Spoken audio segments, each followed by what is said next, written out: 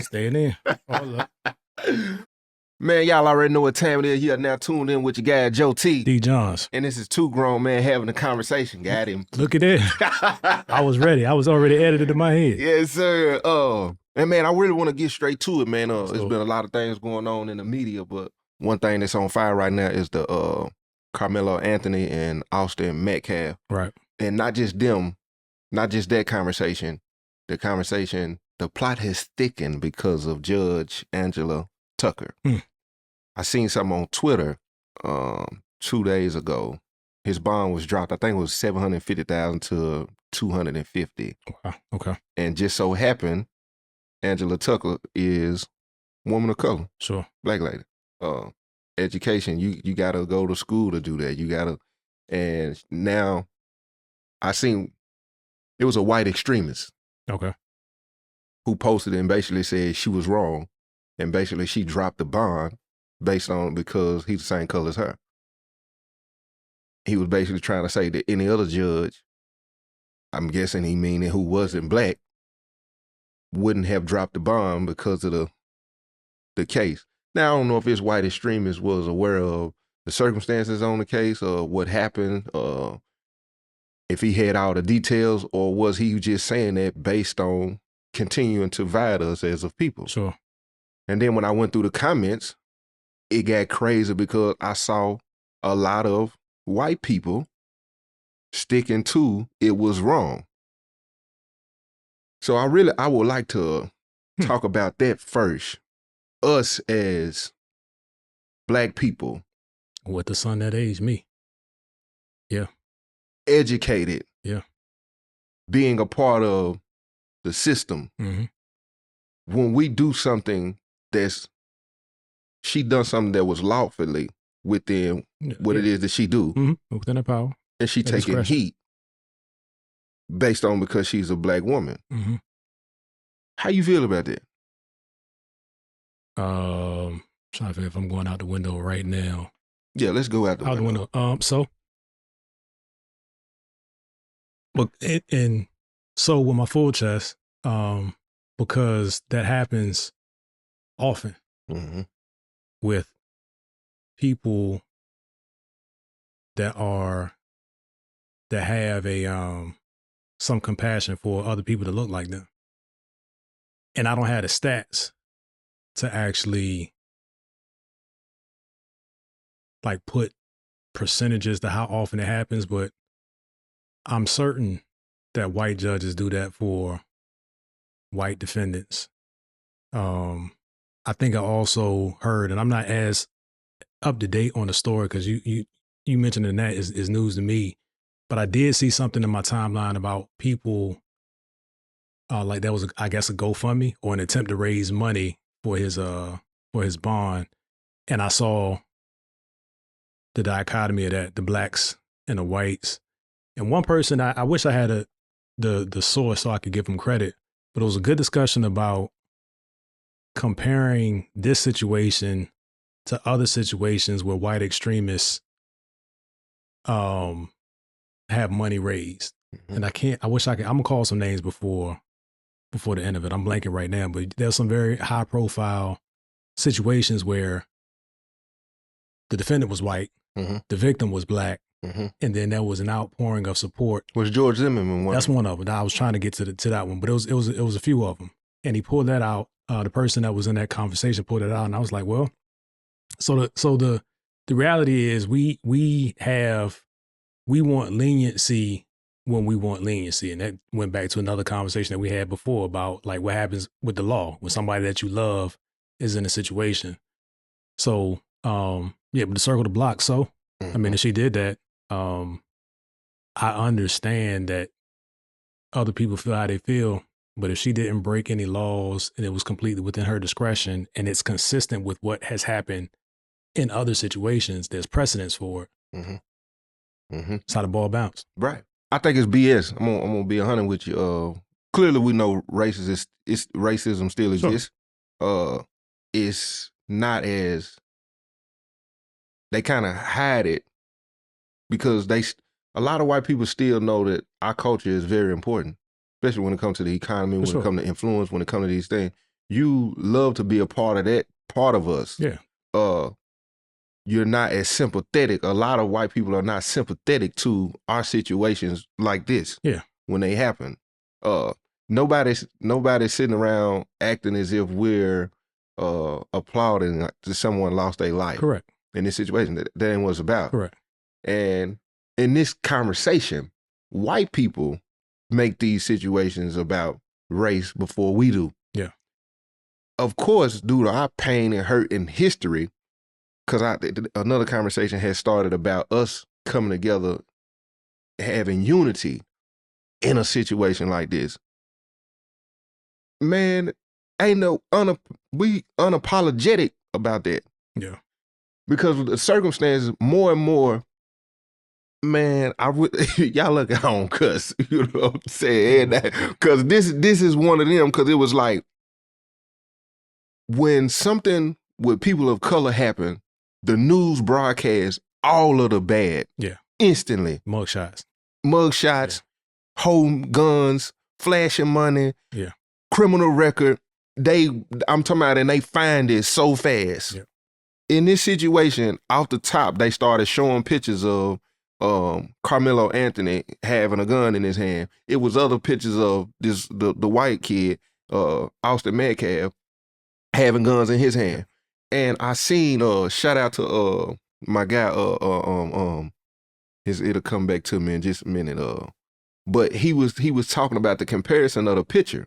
He said when white people in general take pictures with guns, it's looked at as sport. Yeah, sport. Coming like hunting, protecting, standing your ground, all of these types of things. But then when a black kid is shown, it's automatically aggressor, violent, criminal. That's a good point. Yeah, all of them things. And it's so crazy when you see these comparisons, because there's so many of them. It just makes you realize how fast that side of the world will take you down through there. For sure. And turn the blind eye to their own. Mm-hmm. Many of them see us as expendable. Mm-hmm. So like you were talking about the benefit of our culture, the culture moves forward. We drop every day. And I'm not saying that to make light of it, but they know that the culture still moves forward. It's next up. Whoever they put in position next to drive that influence and to be the cool person and to reinforce the the negative narratives that they want us to live by. So it doesn't. We're a commodity to a lot of them. So it doesn't. They see their own. They see they're more prone to see the value in their own than they see in us. So more and more evidence, like I was saying, more stuff started coming out. Yeah, the brother of Austin Metcalf had did an interview, and clearly when he was being questioned, they were the aggressor first. Then it came out that it was raining, so it made sense as to why he was under the tent. Why he had the knife, let the court decide. That ain't nothing came out on that. What was being said of him saying, if y'all touch me, I'm gonna see what happened. Yeah. Because I done been in trouble before. When they saying premeditated, that's planned. Yeah. You thought this out, knew what you was going to do. I don't believe him having that knife in his hand and him saying that he planned. Right. For one, if he planned something like that, for one, he can't plan for it to rain and I'm going to be over here in that way. It was the one stab and run. Yeah. That to me changes the entire story. To me, it sounds like heat of the moment, fear, response, fled. It sounded like he had remorse. Like we was asking the officer questions about his condition and what it actually meant. Like in the moment, he wasn't really completely there. That's dangerous, man. It's dangerous. As a black men and women, man, we live in a very dangerous world. Yeah. Just based on the color of our skin. Yeah. We're already guilty.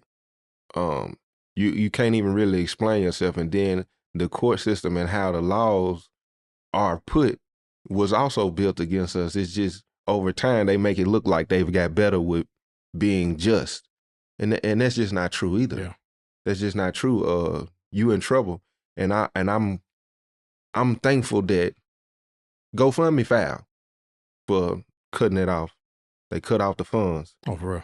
And it's another site where they raise money that they raise just as much, you know. And in situations like this, a lot of Black families don't be in a position to get correct to pay for the kind of lawyers that's needed, or, you know, stuff that when it comes to the legal system, man, when it comes to bond and then, you know, restructuring your life. It's a high profile case. This could turn into him being followed everywhere, them needing to relocate. It might not be safe. Death threats. He needed that. Yeah. He needed that. And I'm going to say this to the white extremists who believe in Christianity, believe in the word. Christian nationalists. Yeah, Christian nationalists. In situations like this, it's no grace, it's no mercy, it's no understanding. You don't look at it as a blessing. You know what I'm saying? That unfortunately this happened, but God seen fit to lay it on people's heart to help him in this situation, because it was just how things happen. But if it was on the reverse end, it would have been a God is good, and, you know, and we helping out. It's just so crazy. And I ain't connected to the situation like personally, but it's a personal connection because I understand our struggle. I understand what we've been through. And so it's beautiful. Anytime I see us coming together for a righteous cause, and I'm going to say this unapologetic too, even when it ain't righteous. Yeah. Because to me, it just looked like a step forward of us understanding, you know what I'm saying, or trying to help each other or trying to better a situation. Because a lot of times because I ain't trying to make no excuse for people who break the law or live a certain type of way. We are behind. Things do contribute to where we are as a people. I'm not trying to have a crutch or an excuse to say, well, in this day and time, you should be further along, or you can, because things are not the same.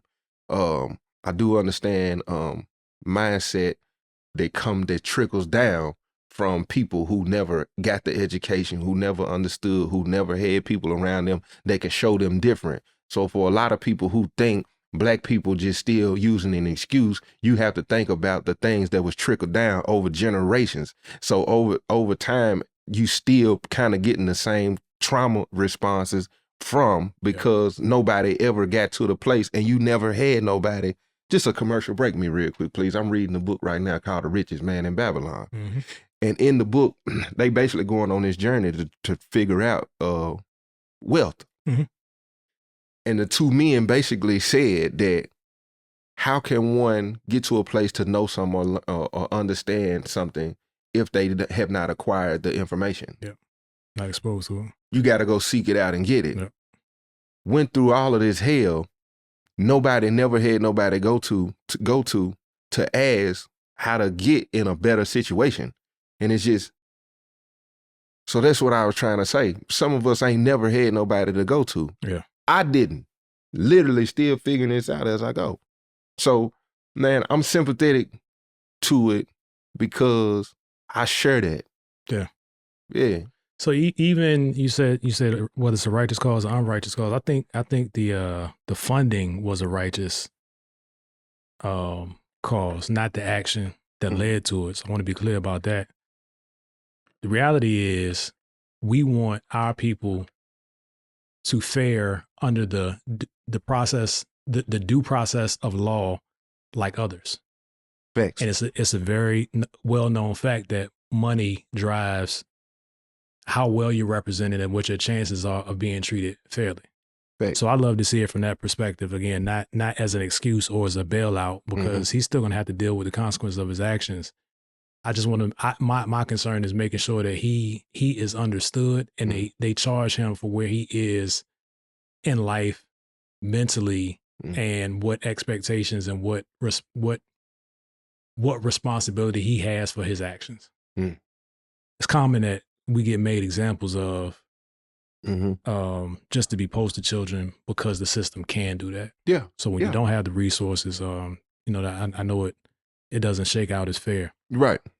And to clarify on unjust. Hmm? I'm more so understanding even when somebody done broke the law and did something that they know was wrong, and in fear of us as black people knowing how unjust the system can be, you still showing up to court. You still trying to help with lawyer fees. Yeah. You still trying to go there for bond. Because I don't want to turn you over to the system. Right. That's what I mean. And when I can be sympathetic, I understand. Yeah. And I'm a firm believer in jail can change you. Jail, some people need to go to jail. Prison changed me. If it was not for prison, it would have been 10 times worse. I wouldn't be here, or several other people wouldn't. So I do believe, jail and prison kind of helped me, come down. But I do understand how it's just like, it's a lot of young black kids who with unfit parents. Mm-hmm. And it's a lot of black families, to the best of their ability, try to help them, because I'd rather try to help you to the best of my ability before we turn these kids over to the system. Sure. So that's kind of the lane I was in. I most definitely believe in holding people accountable to the furthest extent, man. That white extremist comment triggered me, bro. I'm going through them comments and realizing I walk past a lot of y'all in the malls, in the stores. Sometimes I might be pumping my gas and you might be pumping yours. You'll look at me and speak, wave your wave. You'll walk by as if you polite, and that hatred that's buried in your heart is scary. Mm-hmm. And here's another thing I hate, that I know it sometimes, but I still, out of my, I guess, conditioning, I operate in as if you're superior to me, which is a whole nother conversation. Is it though? Is it though? What you mean? We there? I mean, you pulled up on that street. I mean, bro, I've struggled with this for a long time, and I've had these conversations on my live to where I'm 10 times better now. Yeah. If I see a black man, I'm speaking off the muscle. I'm gonna make sure he see me, acknowledge him, because I feel like I don't know you, you don't know me. But if anything was to go on right now, bro, I'm taking your side first. If you needed help right now, I'm gonna help you. If your wife is something happen, bro, I want you to know I'm here. Yeah. I've in the past caught myself when I see another black man, this dude, but instantly see a white and feel like, yeah, boy, you better speak. I have felt that my entire life, even as a young person. Before, you know what I'm saying, I could remember seeing white people and feel like, you better speak. If not, it's disrespect for them.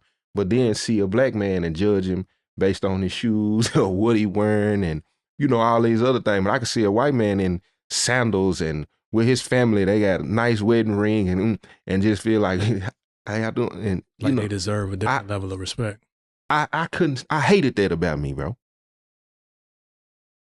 Man, I mean, that speaks to the conditioning through a number of channels that puts us in that place. Because when you said that, of course, I always go to corporate, but I can very vividly recall times in corporate where I assume because they are white that they are XYZ, whatever that is. Mm-hmm. More qualified, connected. They somebody nephew or niece. That like it's this whole thing that I was going through in my head that was literally placing myself at an inferior position to who they are. And it didn't even matter if they said anything. Some opened their mouths and confirmed it. But I never thought about that until you just said that. Like where it comes from. What is it? Because even though my street visitation was short lived, like I was around the streets, but the thoughts that go through your mind when you see somebody that look like you versus the thoughts that go through your mind when you see somebody that doesn't, that is a evil, a very successful work of the devil. And I mean, I just got here.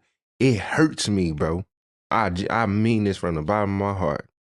I feel like that when I go to certain places and there's black folks there, and it's the conditioning of how I view my people, and go somewhere where it's white people and feel like it's safer. It's whatever that is. And it's like me understanding like I really have been conditioned to hate mines. Even when you got so many big people, you got people with huge platforms right now, black dudes. And when you watch them, the topic of conversation is another black man. I've done it. I do a lot of mine to promote stuff. It ain't no excuse for it, but I don't really, but you can tell they have long, in-depth conversations about situations.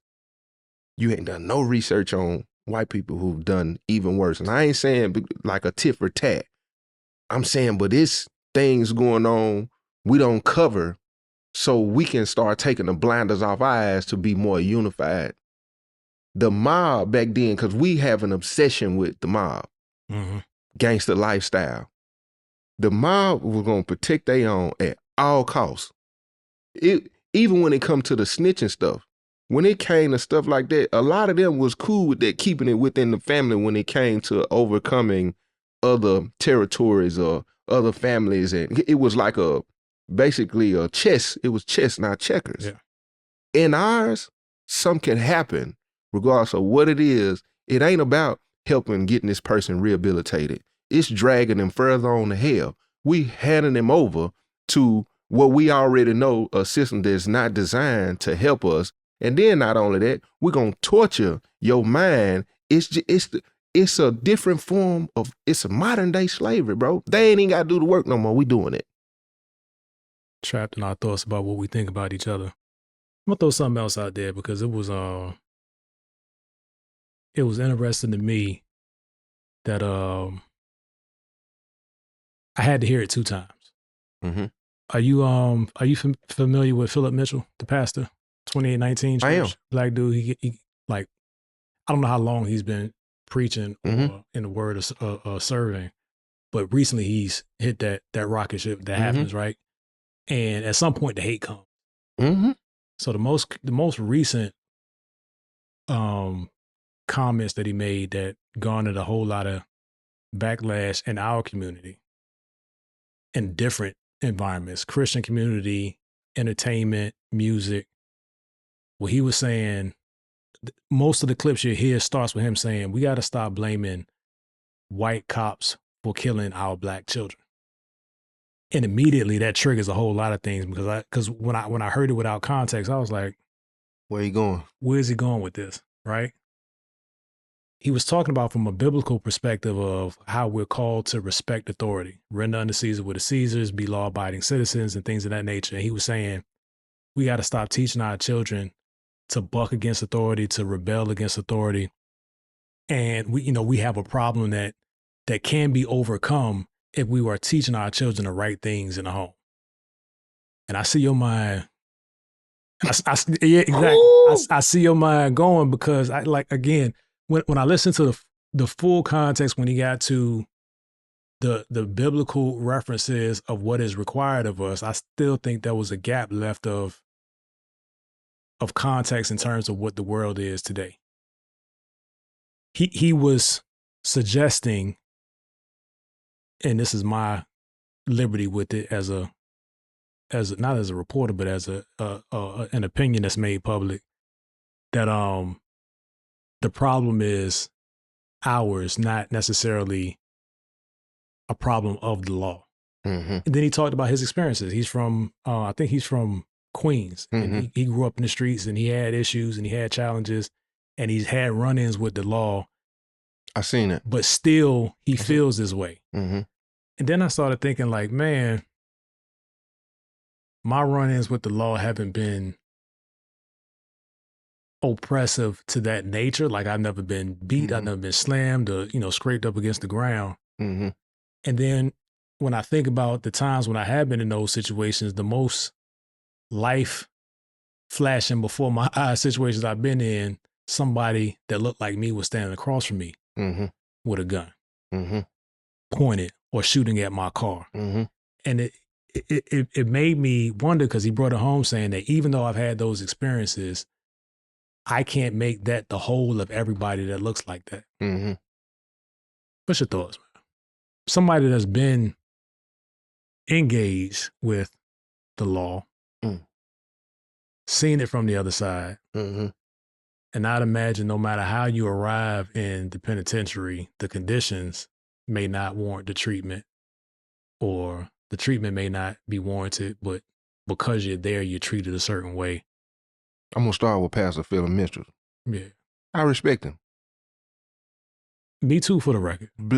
And blessings to him and his family. A lot of times when he teach, if you ain't familiar with the word, he'll teach Christianity. And I'm going to stand up and say this with my chest. No disrespect to him, but a lot of time now, I don't know the context of that conversation.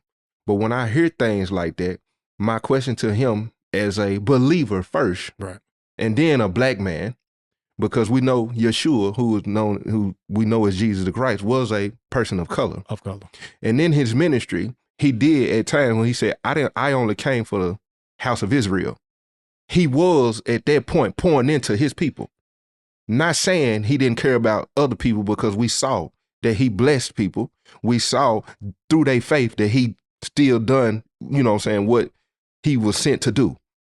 In a conversation when he say we have to quit, what about the spirit? Did you say anything about the race of people who we know a history of what they have done over and over? Are you saying to me, coward down? Because when we go to the scripture, we go to Daniel, we look at Meshach, Shadrach, and Abednego based on the righteousness of the Most High. Right. It didn't have nothing to, when they say obey the laws of the land, if you ain't in the content and really teaching it right, you'll tell a black man, even if they tell you to do something against the nature and the commandments of God, cower down. Because that I didn't even, my mind didn't even go there, but that is probably the most obvious example. The Hebrew boys. Literally. Their whole story is around them standing for what they know righteousness is. And clearly it was against, that's not the word I was looking for, but it was contrasted to what the laws of the land and expectations of the land were. Now let's go deeper. Because the Hebrew, I'm sorry, go ahead. But even bowing down is exactly what we're talking about. Submitting to one's authority. Yes. Based. Come on. Come on. I gotta let that one go for a minute. Now, let's go even deeper. The Hebrew boys, what did they remember and why? They remembered who they were. Yeah. They were brought there being what? Stripped of their culture, stripped of their language, stripped of their very being. So when I hear Pastor Phillip Mitchell, who I respect dearly, don't get this twisted. But when he say things like that, put in the context what the laws of the land is when it comes to the Most High. Right. And because a lot of people use that scripture when they say, obey your master. But then when you also continue to read that scripture, and it's trying to create equality. Yeah. It's not saying that the master has the right to do what they want to do to the children of God. Yeah. That's not what it's saying. So when you say that, hold on, you telling me to obey the spirit that does not obey God? That's what I'm listening to. Yeah. What I have been trained up to do as a vessel. And I'm sitting and I'm watching the law. Now, that's where you apply wisdom. If you choose to apply wisdom in a situation and say, I ain't sitting, because I want to make sure ain't nobody taking this out of context like I'm saying buck. Yeah. If you want to apply wisdom because of the spirit that's working, that may be trying to trick you out of your life, understandable. But don't hit me with obey the laws of the land when you could be asking me to bow down to authority that does not come from him. Because you ain't going to tell me that if the spirit reside in you, that the spirit will tell you. That means in the end times, Let's really go there. In the end times, that means you telling me that God will be okay with his children denying him Peter. when they start threatening to chop our heads off if we don't deny. You telling me that's the law of the land. They saying the law of the land now is for you to deny Christ. You telling me in that obey the laws of the land, I can lie and still be in Christ. Love Pastor Phillip Mitchell. There's a lot of things I agree on. And that's with any pastor. It's not just him. Yeah. All of us have different perspectives, and we have to understand that sometimes that, I don't know, you go read for yourself. Yeah. And listen to the full sermon to get the full context. Yeah. Don't just take an opinion that you heard here or anywhere else with that. But I thought that was interesting. It's a trending, and this is kind of a trending topic conversation. So I thought it was appropriate to talk about that. But I never even went to the Daniel and the Hebrew wars. And it's in the context of what we're talking about us feeling like they're superior. Yeah. Yeah. It's conditioning way back to the first thing they did. They tried to change Meshach and Shadrach. They tried to change their diet. Yeah. They did it to us. How we dress. They did it to us. How we talk. They did it to us. Education. They did the same. They did all of these same things. And then we look at each other and wonder why we the way we are. That's the best example of why we not together. You scared of the fire, but these are the same people that are used being thrown in the furnace as a metaphor, as if it wasn't something that happened literally.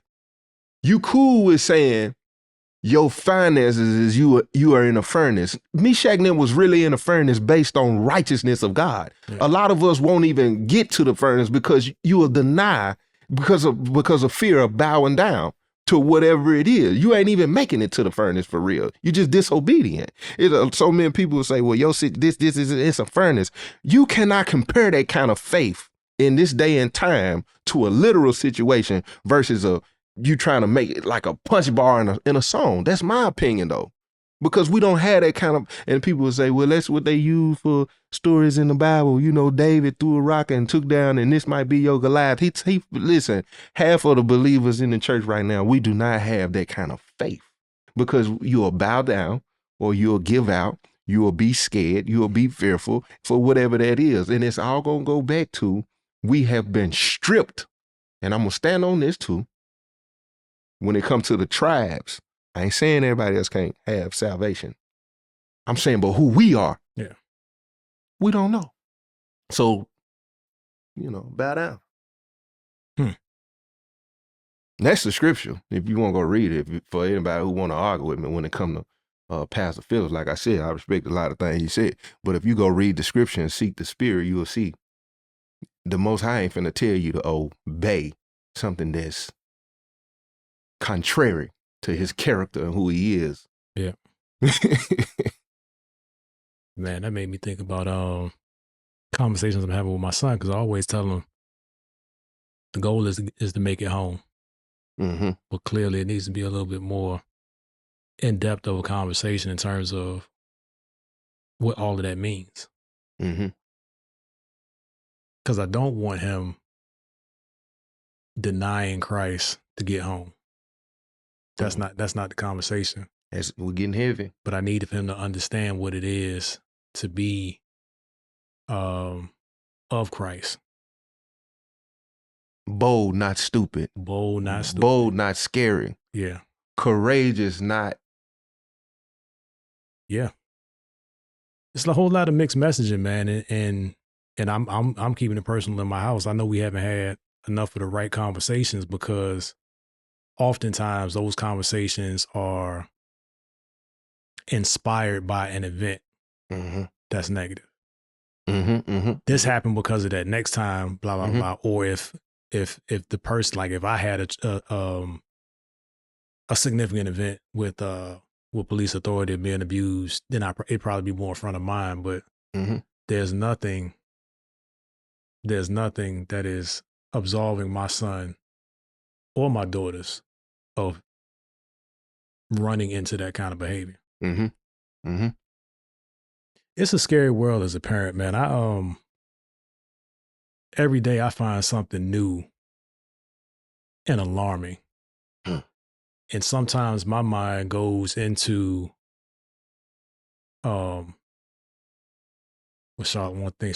illogical, irrational fear. Mm-hmm. Like I'll go down a path of, based on this situation, how it's going to happen to one of my children. Mm. And I can get stuck and get paralyzed in that fear. And sometimes the struggle is, by having the conversation, am I introducing them to a fear that they don't know now? Am I planting a fear in them? But by not having a conversation, the ignorance doesn't actually repel these situations from coming up. And then when they get in these situations, what do they actually do? Mm-hmm. That's a real life. It is. Real life. And just to pulse the audience, my kids are 21, 19, 17, 11, and 10. Mm-hmm. So we run the gamut of phases of life. Mm-hmm. And what they've been exposed to coming into adulthood. For those that weren't clear, we're in Texas. We're 30 miles from the incident that we were talking about, if that we started the conversation about. So it's not like these things are fairy tales that we just read about. These are things that are happening in our backyard. Yeah. And like, my son went out the other night, and I was, as he was out, I was having a conversation with one of my partners, one of the younger partners from back home. And we were just talking about how loose life was, kind of in a jovial sense. You know how you remember ignorance and you kind of laugh at it because you escaped it. And I was like, man, my son don't have no stories. And I was kind of laughing about it, but I was like, I don't want my son to have no stories. Facts. You know what I'm saying? That's real. I don't want my son to really have no stories. And just thinking about how I speak to my children, praising the time that I came up in, because there was no surveillance. Like phones are surveillance tools. My son, if I say where you at, he'll turn to find me on to let me know that he's like, and I'm like, man, I live my whole life trying to escape and avoid that. But the children of this generation have that, but it seems like they use it to highlight just the bull that's going on. I feel that 100%. I'm gonna play devil's advocate a little bit. Experience do to be the best teacher. Yeah. And I've had a lot of parents that done reached out to me who kids got stories.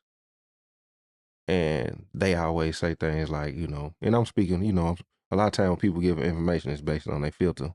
Yeah.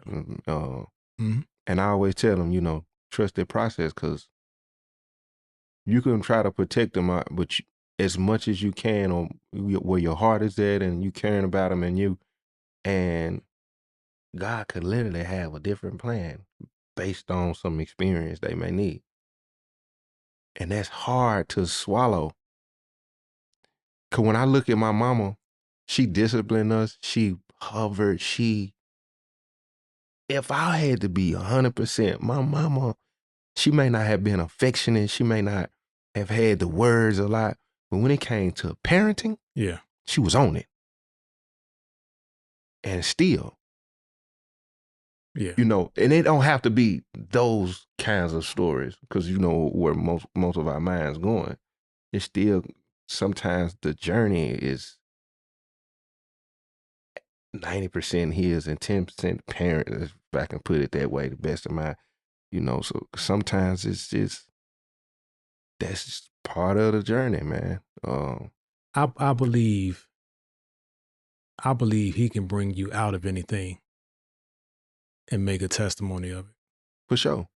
I don't think everything that we put ourselves in is a test that he designed. Mm.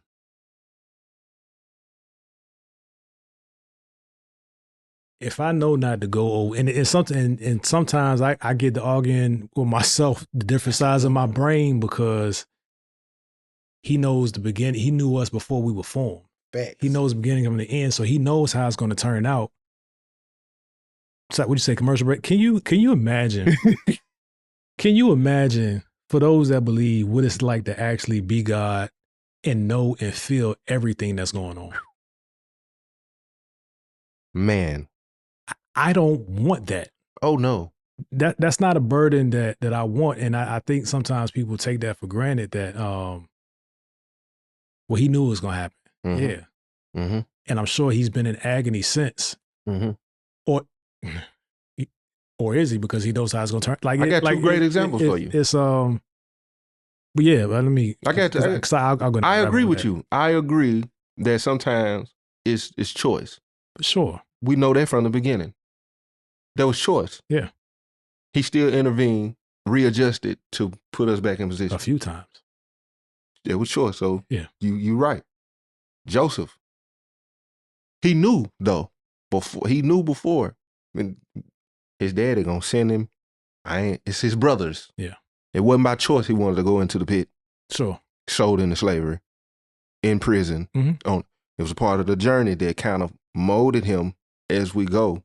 Going back to what I was saying. Yeah. Both right. Yeah. And in that, even when his brothers felt their guilt and he told them, I've been forgave, y'all. He understood I had to go through it to get here. Sure. So, yeah, by choice. Some things not by choice. And still, like you said, he could pull you out and work it out. The reason why I have that stance and I keep it front of mind for me is because I don't want, number one, for me to get to a place where I'm just allowing things in life to happen, and as they happen, I'm blaming it on God's design. Like I'm not taking responsibility for things. I'm not applying information that I have. I'm not doing what I know to be right. And I just throw my hands up and say, well, that's how God designed it. I think that's dangerous. And I want that less for my children. Now, God taking you through, for sure.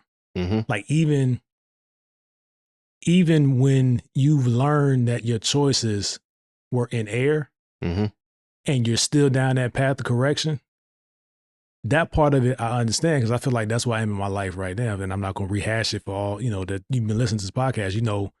You got challenges, I got challenges where we're at in life. But it's not like I don't get to decide when he done. So my guess is I'm pro taking responsibility for one's actions. Now, where you're ignorant or you don't have information, you aren't exposed, and we all make errant decisions. I get that, but I think it's very dangerous to just live life in a manner that whatever, and it's on God. And I agree. Because when you do that, for one, we're taking out that there's an opposer too. Sure. There's an opposition. That has studied humanity. Yes. Carmelo Anthony's situation is, it was a choice. We ain't saying by design. For sure. Before the womb. He could see it. It happened, like as you said, he with you as you go through. Yeah. Just certain things they happen, and so I'm with you 100% on that. What y'all think? Get in the comments, because sometimes I argue myself off of that point. Like I got some good arguments for me. Yeah. That's a good one. Yeah. That's a good one. I like how you encourage us not to embrace those trials and tribulations. I'm gonna go to James because I want to line this up. James chapter 1 verses 2-8. It talk about count it all as joy. I'm on Jude, right? I just started Revelation today. Yeah. Actually, it got to Revelation and I stopped because I ain't. Yeah. I needed a pause. But yeah. I'm sorry. It's basically talking about the going through. Yeah. And it's saying seek him. You know what I'm saying? In them times he said, he'll give it to you without reproach, meaning he won't sink his teeth into you like I told you not to. Even through that, come ask me what's going on. I'm gonna give you the information for you to, you know what I'm saying, and going into a double-mindedness. That's where I would lock in with you on. Don't embrace that, because it could get to the, the back and forth in your mind. Yeah, I actually receive. I appreciate you saying that because you know I've been in a habit of that before, and when you do that, a lot of time you will take your frustrations out on him, Yeah. forgetting we have somebody that's opposed to his ways and his nature to turn us Correct. that way, and then we turn around and fault him. Which also in parenting, that's why it seems like you take the greatest hit from your children all the time, even though you done told them what's right. When you doing what's right as a parent, and then your child, you just like they opposed to you or trying to be, and it's like I'm trying to tell you what's right. There's an opposition working. Yep. So I feel that. Yeah. I feel that. Yeah. Your children, every action of your child is not a reflection of your parenting. Mm-hmm. And that's something I had to learn because I found myself parenting for my reputation. Because you represent me out there. Boy, that was a good one. Because it ain't so much about, though it should be about you getting the lesson and doing the right thing for the right thing's sake. But don't embarrass me. Bro. And we grow up. How many times, say you go in the store, don't embarrass me in the store. Don't touch nothing, don't do nothing. And I get it for the sake of being disciplined and there are rules in place, but those small things become conditioning to where I think we're really a lot more self-centered than we believe. And if you don't know that, be a parent and see what's exposed. Like, why are you parenting your child that way? Because you want your child to be a productive citizen, or you want them to embarrass you? You want them to protect that name. Don't be out there. And there's value to it, right? So I'm saying you could chop this up and argue it a bunch of different ways. When I bring things to the conversation, it's for the conversation, not to convince. Right. And I'm gonna line that up a little bit, but I'll use the prodigal son. The Most High raised him up in knowing he wanted to experience the world. Went out there and done some embarrassing things and realized, bumped his head coming to his senses. Hold on, let me go back to my parents because they were right. Right. You know what I'm saying? And then another one is we in the world not being of it. Of the world, yeah. So a lot of times it ain't, I get what you're saying because we are a representation of the king. For sure. We in a world that's opposed to his ways. And sometimes we just want to bite that apple. Sometimes it happens, but he's still sitting like, hey, I don't want that for you. I don't want you to do that. And you, like you said, you're a reflection of me. And in that, as a parent, we still do what the father done for the prodigal son. Still, once you come back to that place, I still want to clean you up. I still want to make them adjustments. I still want to, you know what I'm saying? I still want to do that. So, yeah. Man, commercial break me, please, man. If you done got this far in the interview, get in the comments right now, cause boy, hey, it's some things. This one a little heavy, but yeah, we gonna change his mind about interview too. I don't interview. Two grown men having a conversation. For sure. Two grown men having a conversation. Man. That's all it is. Man, I want to say this. I want to say, man, I wish the best for Carmelo, Anthony, you know what I'm saying? And at the end of the day, I feel like it's in the Most High hands. My condolences to the Austin Metcalf family. My gratitude to Judge in this situation that just got stuck in the middle of it. And then, man, I want to to myself, man, I want to forgive right now, man. Forgiveness is a huge thing. Like, for feeling like that, you know what I'm saying? Trying to go through that in a world where I'm trying to figure out who I am, and then I'm seeing someone that's a different color of me and feeling like, that's a hurtful place to be. Feeling like you consistently having to break free of something on your mind. That's a yoke. Bondage, man. So it's burdensome. Yeah, I apologize to myself for that. And it's real. Most importantly, I want to be grateful for him because, bro, you said something that when you said not blaming him, I appreciate him for making the adjustments when I stepped outside of what his will was for me. Now, grace is sufficient for you. That's it. That's it, man. You got something? I think we had a good spot. It just sparked so many thoughts for future conversations. Like one that's pinned in my head is black privilege. Mm-hmm. What is it? Do we have it? Do we abuse it? Is it mythical? Another thing was I actually wanted to get to the conversation that you brought to the table. We kind of pivoted. Yeah. But I think that's going to be important. So we got, this ain't the last conversation. The generational curses and habitual. Yeah. That's coming. What y'all feel about generational curses? Are they real? Are they real? Yeah. Jump in the comments. And do you believe that they're actually passed down through bloodline? Or they passed down through behavior? Can it be compound? Find out next conversation.